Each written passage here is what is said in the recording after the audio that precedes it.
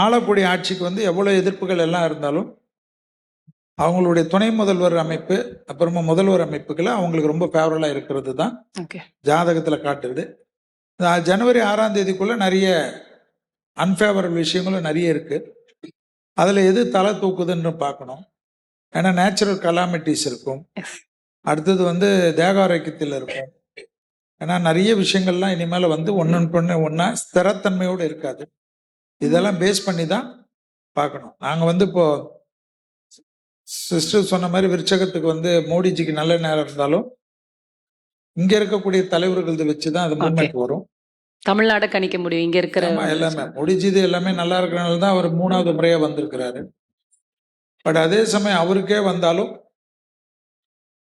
குரு பெயர்ச்சி வரைக்கும் அவருடைய ஜாதகத்திலே வந்து நானே வந்து சொல்லி இருக்கிறது 2026ஆம் ஆண்டு வரைக்கும் செவ்வாய் திசை அவர்.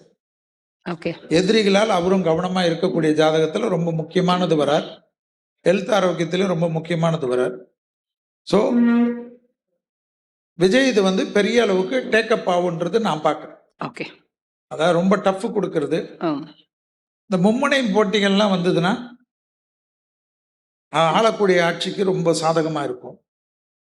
ஏன்னா விஜய் சார் வந்து நீங்க நினைக்காத அளவுக்கு நீச்சபங்க ராஜயோகம் அனலிஸ் எல்லாரும் பண்ணியிருப்பாங்க. அதனால அது வந்து எதிர்கட்சிகளுக்கு பெரிய அவர் யாரை பிரிப்பார் யாரை பிரிக்க மாட்டாருன்றது வேற.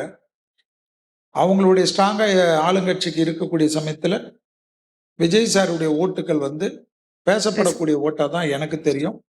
அவர் வந்து ஒரு இந்த எலெக்ஷன்ல ஏன்னா அவருடைய இது வந்து புரட்டாசிலேருந்து ஆட்டம் ஆரம்பிக்கும்னு சொல்லியிருக்கேன் நான். ஸோ அந்த ஆட்டம் இப்போ திருப்பி வேகம் எடுக்கும் மாதிரி என்றதை தான் ஜோதிடத்தில் நான் பார்க்கக்கூடிய விஷயம்.